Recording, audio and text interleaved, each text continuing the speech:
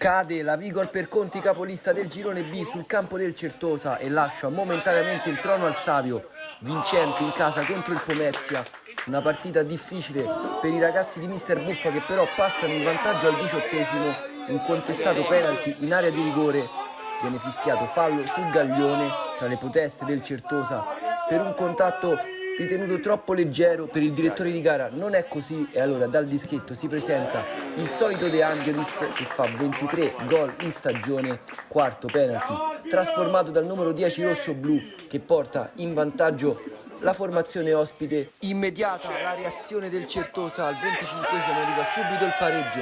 Bella Cosa riceve su corner e trova il destro velenoso sul secondo palo. È il primo gol in stagione per il numero 8 nero-verde, in un momento fondamentale della gara. Le squadre si allungano, occasione per Ferla, che trova Montagnini pronto a rispondere al suo destro a incrociare.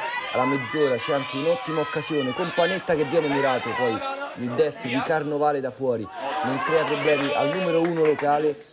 Arriva poi un'altra grande chance qualche minuto più tardi con una super parata di Eliseo su Lattanzi al 43esimo, però nuovo vantaggio Vigor, un errore di comunicazione tra Russo e Montagnini. Ne approfitta Cascioli, che dal lato destro trova la sua settima rete in stagione e chiude la prima frazione in vantaggio per la Vigor. Nella ripresa subito trova però il pareggio dopo 6 minuti il Certosa con Magrelli, che riceve in aria, fa tutto da solo e buca Eliseo sul primo palo. Si tratta del 13esimo gol in stagione per il numero 7 di Cirabisi, il 10° nella seconda frazione.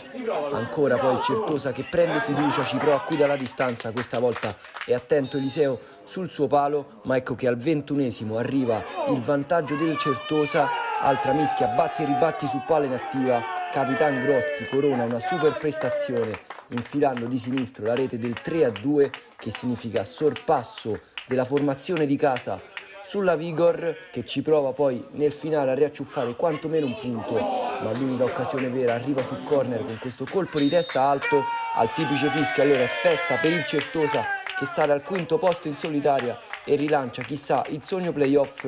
La Vigor resta a -1 dal Savio.